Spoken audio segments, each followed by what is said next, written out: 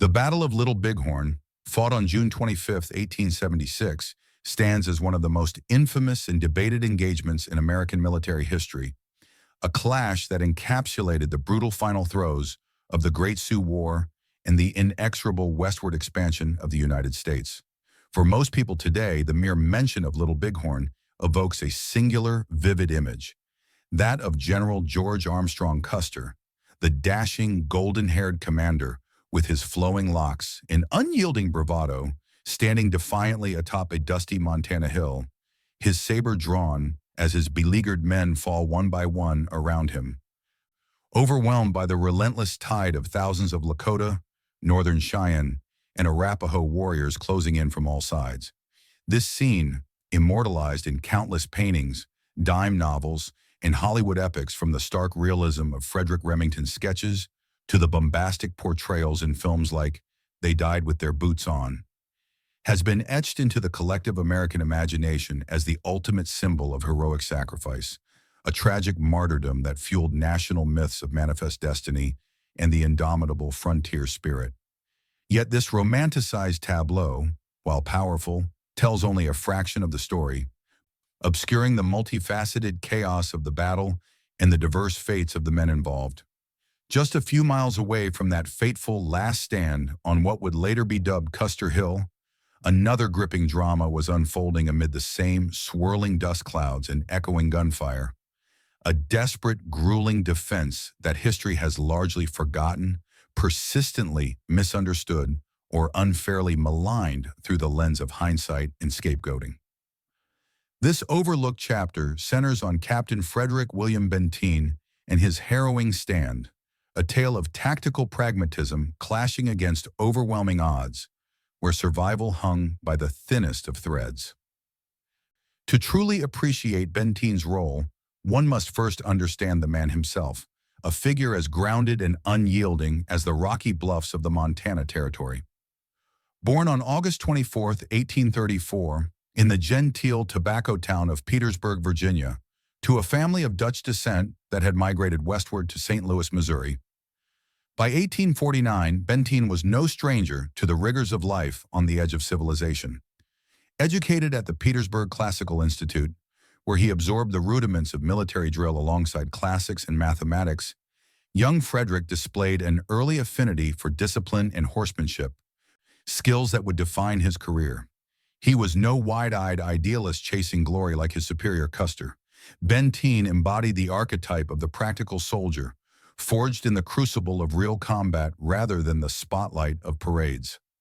Lacking Custer's flamboyance, the theatrical uniforms, the penchant for dramatic charges, the insatiable thirst for personal glory that often bordered on recklessness, Benteen was instead renowned for his blunt, no-nonsense demeanor, his steady hand in crisis, and a dry wit that masked a deep-seated moral compass. His Civil War service alone was a testament to his resilience. Enlisting as a first lieutenant in the 1st Missouri Cavalry on September 1, 1861, he rose swiftly through the ranks, participating in no fewer than 18 major engagements, from the bloody fields of Wilson's Creek and Pea Ridge to the siege of Vicksburg and the decisive clash at Westport. By February 1864, he commanded as a lieutenant colonel of the 10th Missouri Cavalry, mustered out in June 1865, and briefly led the 138th U.S. Colored Troops before transitioning to the regular Army. Appointed captain in the 7th U.S. Cavalry on September 30, 1866, Benteen earned brevet promotions for gallantry at Mine Creek in Columbus, solidifying his reputation as a reliable if outspoken officer who prioritized his men's lives over vainglory. On that fateful summer day in 1876, at the age of 41, with his silver-streaked hair and weather-beaten face bearing the scars of 2 decades of service, Benteen commanded a battalion of roughly 125 men drawn from companies D, H, and K, a modest detachment within the 7th Cavalry's 647-strong force under Custer. Their apparent isolation from the main action belied a deeply intertwined fate with the broader tragedy unfolding along the serpentine Little Bighorn River. And yet, for all his competence, Benteen's actions that day have been perpetually shrouded in controversy, tangled in a web of accusations ranging from betrayal and insubordination to outright cowardice, fueled by the public's need for villains in the wake of national humiliation. What truly transpired on that sun-baked ridge? Why has posterity judged this steadfast commander so harshly, often reducing him to a footnote or a scapegoat in Custer's shadow? To unravel this, we must journey back to the sweltering dawn of June 25th and trace the threads of command, chaos, and courage that defined Benteen's ordeal. Let's delve deeper, beyond the myths, into the raw, unvarnished reality of the fog of war. It all began, as so many disasters do, with a single, fateful order from Custer himself, a directive born of overconfidence and the pressure of a high-stakes campaign. The 7th Cavalry, part of a larger expeditionary force under Brigadier General Alfred Terry, aimed at forcing the non-treaty Lakota and Cheyenne bands back onto reservations, had been pushing relentlessly through the Badlands of eastern Montana Territory for weeks, their scouts reporting signs of a massive Indian encampment swelling along the greening banks of the Little Bighorn River. By the morning of June 25th, after days of grueling marches that left men and mounts alike footsore and parched under the relentless prairie sun, Custer's regiment crested the bluffs overlooking the valley below. What they beheld was staggering: a sprawling village of over 1,700 teepees, teeming with an estimated 7,000 to 9,000 souls, including some 1,500 to 2,500 warriors under the charismatic leadership of Sitting Bull, Crazy Horse, and Gall, a far cry from the scattered bands Custer had anticipated. Undeterred by the scale, the ever-bold tactician, fresh from Civil War triumphs and eager to eclipse his rivals, devised a pincer plan to envelop and crush the village before it could react. Major Marcus Reno would lead a frontal assault from the south across a shallow ford, drawing the defenders' attention.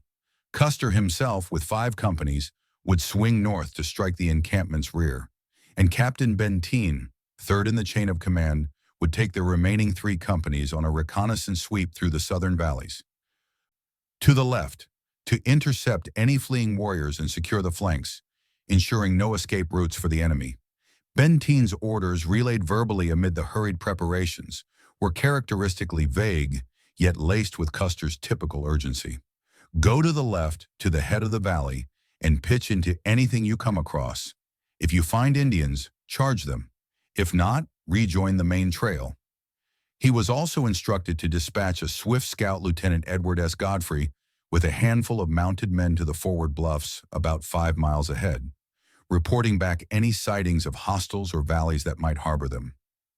With his battalion veterans and green recruits alike, their blue uniforms caked in dust, carbines slung across pommels, and sabers rattling at their sides, Benteen plunged into a landscape that seemed conjured from the depths of a fever dream, a labyrinth of arid hell that tested every ounce of endurance.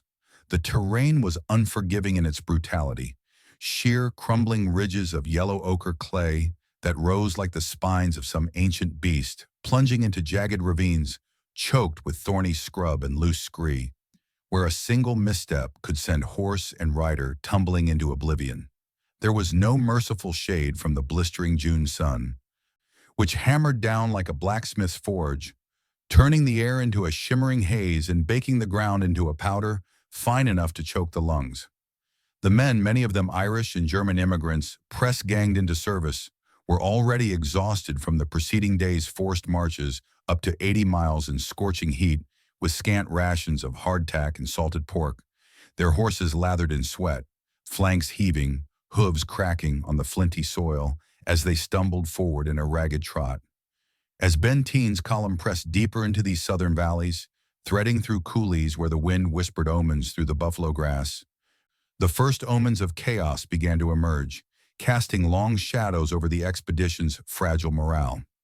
About 10 miles into the Scout, after scaling bluffs that offered panoramic views of endless, empty horizons, no valleys teeming with braves, no distant puffs of smoke signaling a village, Benteen encountered the remnants of an abandoned native encampment, its conical teepees still standing like spectral sentinels against the skyline, their hides fluttering in the breeze. But it was the grim tableau within that seized the men's hearts with icy dread. The mutilated bodies of massacred villagers, likely non-combatants caught in the crossfire of earlier skirmishes or retaliatory raids by U.S. forces, sprawled amid the debris of shattered cook fires and scattered belongings. The air hung heavy with the metallic tang of blood and the acrid reek of recent fires. A visceral reminder that this was no abstract hunt, but a plunge into the heart of a living, breathing conflict where innocence paid the price of empire. The sight shook the soldiers to their core, stripping away any illusions of a swift, clean victory. Private William Taylor, a young recruit from Company H, would later pen in his trembling hand a dispatch that captured the collective pall. We knew then we were in deep. The air felt heavy with death, like the valley itself was mourning, and every shadow seemed to hide a Sioux arrow. Morale, already frayed by thirst and fatigue, plummeted into the abyss as the stark reality clawed its way into their minds. They were profoundly alone, adrift miles from Custer's main force in a vast expanse of hostile territory, with no clear path forward and the sun dipping inexorably toward a blood-red horizon. Whispers rippled through the ranks, rumors of vast war parties, of Custer's folly in dividing the command, testing the fragile bonds of discipline that Benteen, ever the steadying presence, worked tirelessly to reinforce with curt words of encouragement and iron resolve. After hours of this fruitless, soul-sapping scouting, having covered perhaps 15 miles in the punishing heat, with horses faltering and men slumping in their saddles, Benteen, drawing on his wealth of experience from the guerrilla-haunted trails of the Civil War, made a critical, pragmatic decision. Interpreting his orders as fulfilled in the absence of enemy contact, he wheeled his battalion back toward the main trail paralleling the Little Bighorn, aiming to rejoin the column before nightfall. His men were bone-tired, their canteens nearly dry, lips cracked and tongues swollen from the alkali dust that coated everything like a malevolent shroud. Pausing briefly at a shallow morass to water the animals, a mercy that took less than 15 minutes but refreshed both beast and rider, Benteen pressed on at a brisk trot, the distant thunder of gunfire from Reno's direction growing faintly audible, like the rumble of an approaching storm. It was then, in a moment pregnant with destiny, that a lone courier, trumpeter Giovanni Martini, Custer's last messenger, galloped up from the rear, breathless and wide-eyed, clutching a scribbled note in the adjutant's hasty hand. "Benteen, come on, big village. Be quick. Bring packs. W. Cook. P.S. Bring pass yes." The message, marred by the telltale missing K in packs, throbbed with urgency, a desperate summons from the heart of the fray. Yet it was maddeningly opaque. Where precisely was Custer? What scale of big village demanded such haste? With the pack train laden with vital reserve ammunition and supplies lagging at least 5 or 6 miles behind, burdened by the uneven ground, Benteen faced an agonizing calculus. He did not turn back for the mules. Instead, honoring the spirit of the order, he spurred his men onward in a stiff trot toward the sounds of battle, the terrain conspiring against them with every rut and rise that clawed at their speed. From a vantage atop a final bluff, the valley unfolded in horrifying clarity. An immense throng of warriors, their war ponies kicking up clouds of dust, charging down upon dismounted figures in Blue Reno's command, fracturing under the onslaught while the survivors fled in ragged panic toward the bluffs on the right bank of the river. When Benteen finally crested the river's edge around 2:30 p.m., after what felt like an eternity of bone-jarring pursuit, he found not the triumphant banner of Custer, but a scene of utter pandemonium. Major Reno's battered remnants, their faces etched with terror, retreating in wild disarray up the steep bluffs after a botched assault on the village's southern end. Reno's men, reduced from 140 to perhaps 100 able-bodied, were bloodied and shell-shocked, coats torn, weapons clutched like talismans, having been repulsed by a furious counterattack that turned their ford crossing into a slaughter pen.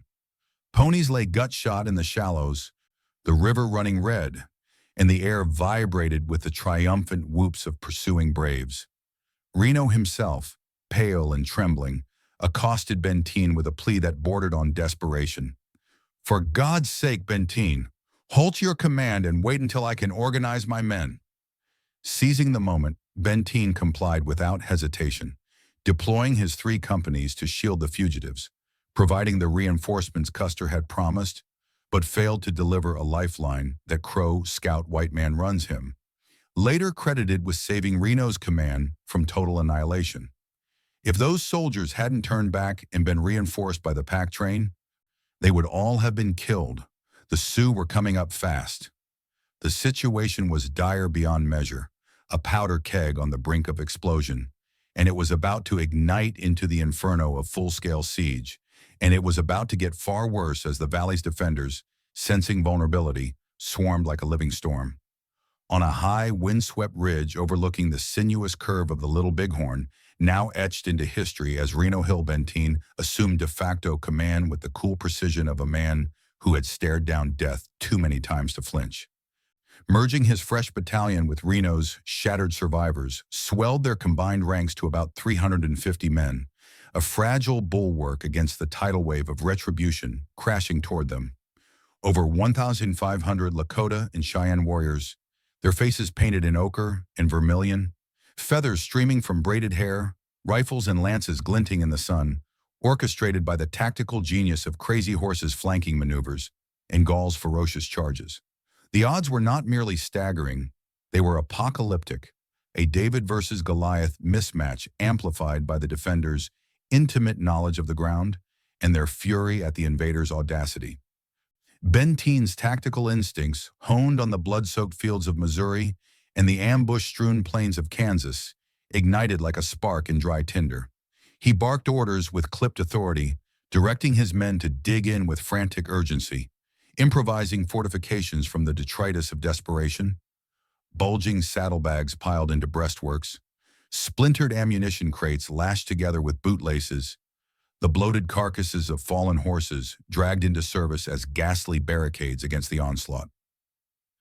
The ridge's elevated perch offered a slim tactical edge, a commanding field of fire over the approaching slopes, but it was a desperate gambit at best, exposed to enfilading fire from the coulees below. As the first volleys cracked, the air bullets whistling like vengeful hornets overhead, arrows thudding into the parched earth with meaty thwacks, the true horror of scarcity revealed itself. Water rations dwindled to sips from muddy canteens, the summer heat turning wounds septic in minutes, and the wounded began to pile up in moaning heaps, their cries a cacophony that clawed at the defenders' sanity.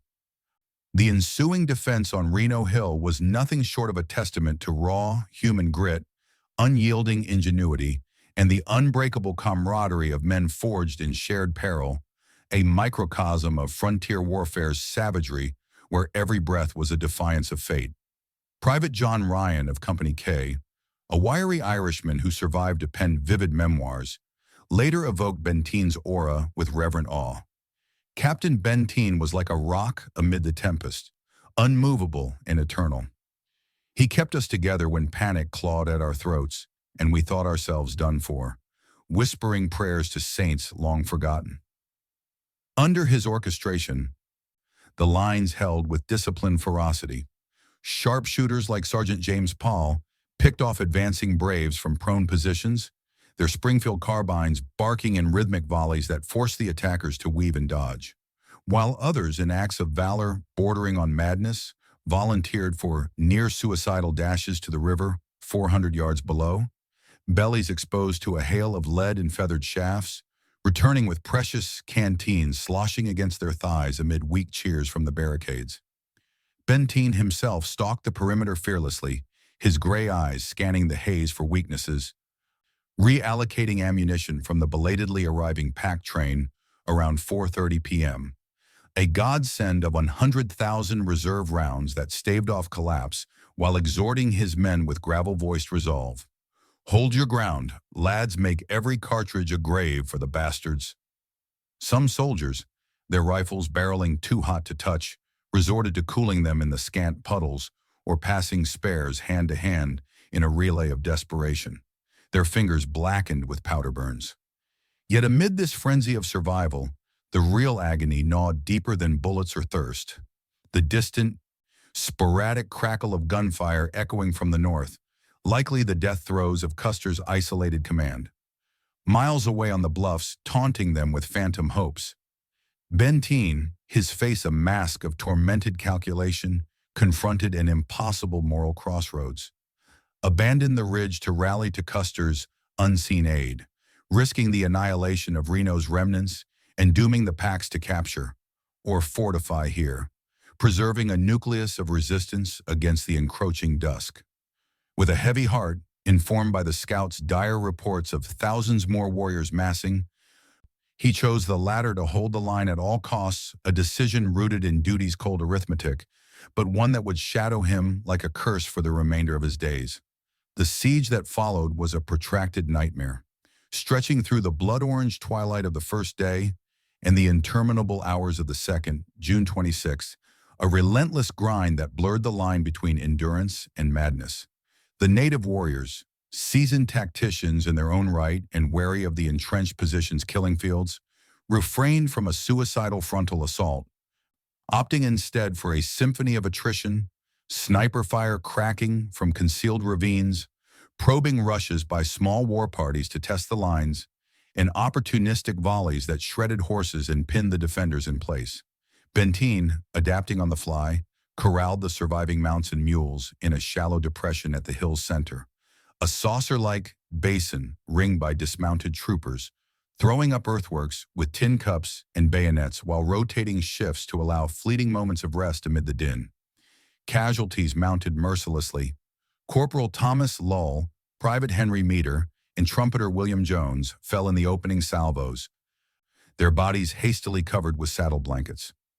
21 others, including the unflinching Sergeant Paul, the brothers Bishop, and the indomitable Henry Windolph, lay bandaged and feverish, their groans mingling with the lowing of wounded stock. Benteen himself escaped lightly, a glancing graze on his right thumb, the heel of his boot shredded by a Sioux bullet possibly fired by the famed White Cowbull, but his 2 U.S. mounts were struck, collapsing in sprays of blood that stained the chalky soil. By sheer bone-deep determination, amplified by Benteen's unshakable presence, described by Dr. Henry R. Porter as the true linchpin of command. With Reno reduced to a spectral figure, his men repulsed wave after wave, their guidons snapping defiantly in the wind as a beacon for the absent Custer. Yet the toll was grievous. Dozens dead or dying, the air thick with the stench of cordite, offal, and unwashed fear, their cries a haunting dirge echoing into the star-pricked darkness as Terry's relief column finally crested the horizon on the morning of June 27th, scattering the besiegers like smoke on the wind. When the dust of battle finally settled, and the survivors' gaunt phantoms in tattered blue were extricated by General Alfred Terry's and Brigadier General John Gibbon's converging columns on June 27th, the nation reeled in collective shock and grief, the telegraph wires humming with outrage from New York to San Francisco. Custer and over 260 of his men lay mutilated on the field, their command eviscerated in a matter of hours, a catastrophe that shattered the myth of U.S. military invincibility and ignited a firestorm of recriminations. The public, voracious for heroes and villains in equal measure, demanded swift answers and equally swift scapegoats to salve the wound of humiliation. Fingers of blame thrust unerringly toward the survivors, and none more so than Benteen. Why, the chorus thundered, had he not spurred hell for leather to Custer's aid upon receiving that frantic note? Was his delay a symptom of jealousy toward Custer's fame, a festering grudge from the 1868 Washita massacre, where Benteen accused the general of abandoning Major Joel Elliott's beleaguered detachment? Or worse, a coward's hesitation, a traitor's sabotage in the heat of glory's pursuit? Newspapers like the New York Herald pilloried him as the man who could have saved Custer but chose to cower, while dime novelists spun lurid tales of insubordination, painting Benteen as a sullen antagonist in the epic of American hubris. The nadir came at the 1879 Court of Inquiry in Chicago, a theatrical inquest convened to dissect the disaster under the glare of public scrutiny, where Major Reno, despite his own evident collapse under pressure, was largely absolved of culpability, his testimony laced with self-exculpatory vagueness. Benteen, summoned as a witness, endured a reputational crucifixion, his cross-examination a barrage of insinuations that his reconnaissance had been a dawdle. His pivot to Reno, a dereliction born of malice. Critics, echoing the anti-Benteen faction within the 7th Cavalry, argued that his failure to break through immediately upon Martini's arrival, despite the exhausted horses, the obscured terrain of tall grass and rolling bluffs, and the pack train's tardy arrival, doomed Custer to isolation, sealing the general's fate in a cascade of what-ifs. Yet as the fog of post-war analysis clears, the evidence paints a profoundly different portrait, one of reasoned valor amid impossibility. Benteen's orders from Custer were perilously vague, the terrain a treacherous maze that confounded couriers and concealed movements alike. His official report of July 4, 1876, penned in the raw aftermath, lays bare his logic with unflinching clarity. "I did all that was humanly possible with the men and means at hand," he wrote, detailing how returning for the packs would have exposed them to capture while a fight raged, and how joining Reno's superior in rank and evident distress was the only viable path to consolidate a defensible position against 900 veteran warriors. Letters unearthed from his correspondence, including a visceral missive to his wife on July 4th, reveal a man tormented not by guilt, but by grief and contempt for Custer's hubris.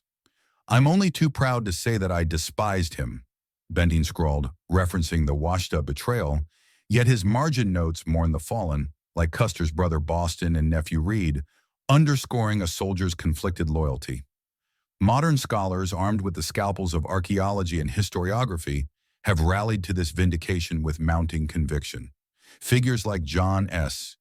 Gray in his seminal Custer's Last Campaign, and battlefield archaeologists poring over Reno Hill's scarred earth, uncovering hundreds of spent .45-70 cartridges embedded in the soil, arrowheads lodged in barricade remnants, and the skeletal remains of horses attesting to a 2-day maelstrom, affirm the ferocity of Benteen's defense as a masterclass in improvised resilience.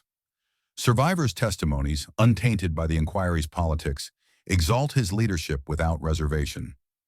Private George W. Glenn etched in his diary, "Without Benteen, we'd all be dead on that hill, our bones picked clean by the crows," while Lieutenant Edward S.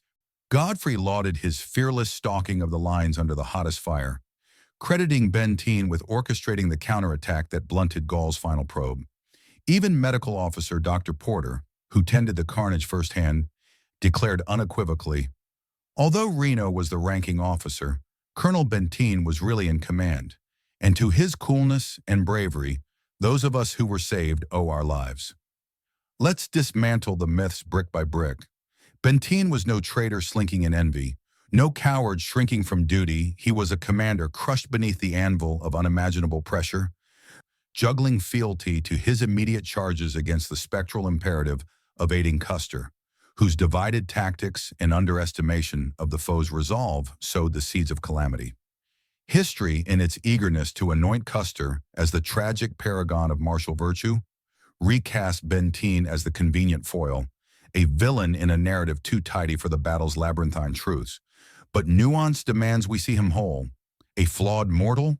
Yes, his blunt tongue and documented rivalry with Custer bred no love lost, but one whose choices, scrutinized in the crucible of context, emerge as the epitome of soldierly prudence.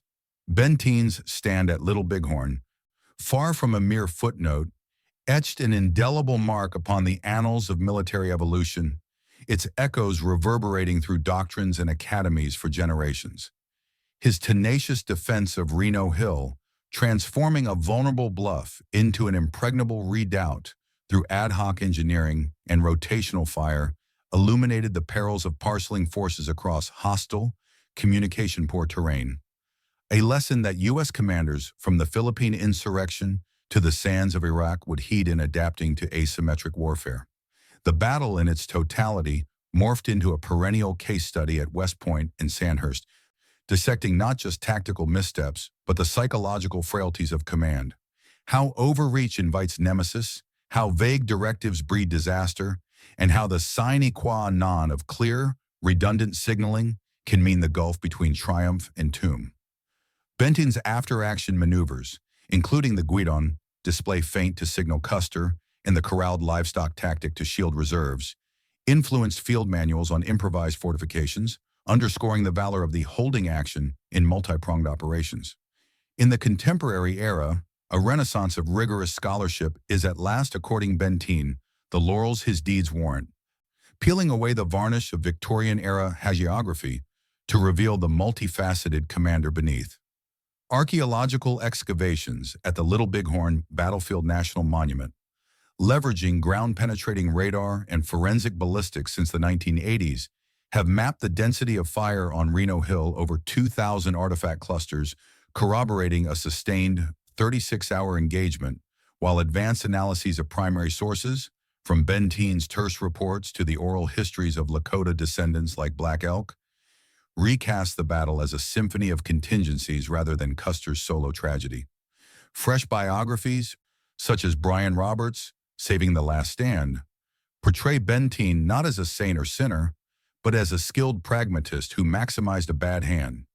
His post-battle career, spanning another dozen years in the saddle, burnished this legacy through the 1877 Nez Perce campaign, where his brevet to brigadier general on February 27, 1890, honored gallantry at Canyon Creek alongside Little Bighorn, a promotion to major in the 9th Cavalry in 1882, and service at remote outposts like Fort Duchesne, Utah, until a 1887 conviction for drunk and disorderly conduct stemming from the era's brutal isolation earned a suspended sentence, commuted by President Grover Cleveland. He wasn't flawless. His documented clashes with superiors, his rheumatism aggravated irascibility, and that unyielding candor that alienated peers. But Benteen was brave to his marrow, resourceful as a fox in a snare, and fiercely loyal to the troopers who called him the idol of the 7th, as one 1877 dispatch proclaimed. Frederick Benteen shuffled off this mortal coil on June 22, 1898 in Atlanta, Georgia, at the age of 63, his body felled by the cumulative toll of rheumatism, heart disease, and the ghosts of Montana's bluffs. Initially interred in Westview Cemetery, his remains were later honored with reburial at Arlington National Cemetery, a quiet restitution for a life of shadowed service. His legacy, long eclipsed by Custer's gilded myth, the poems, the monuments, the endless reenactments, now beckons for reevaluation in our own fractious age. It is time, emphatically, to reconsider. Benteen's stand on that ridge was no footnote in someone else's epic, but a standalone saga of defiance, a raw affirmation of human resilience when the world conspires to crush the spirit. History, we must remind ourselves, is no simplistic yarn of unalloyed heroes and cardboard villains. It is a rich, textured tapestry woven from the warp of complex choices, the weft of fleeting courage, and the inevitable fraying of sacrifice under scrutiny's gaze.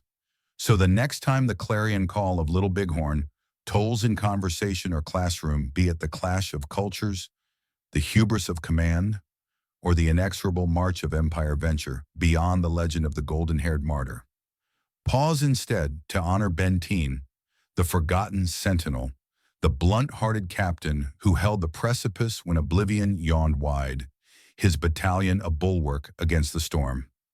In the swirling fog of war, where illusions multiply and truths dissolve like mirages, the unadorned reality is often the most elusive quarry. Let us pursue it now with clear eyes and steadfast hearts, lest the echoes of Reno Hill fade into silence once more.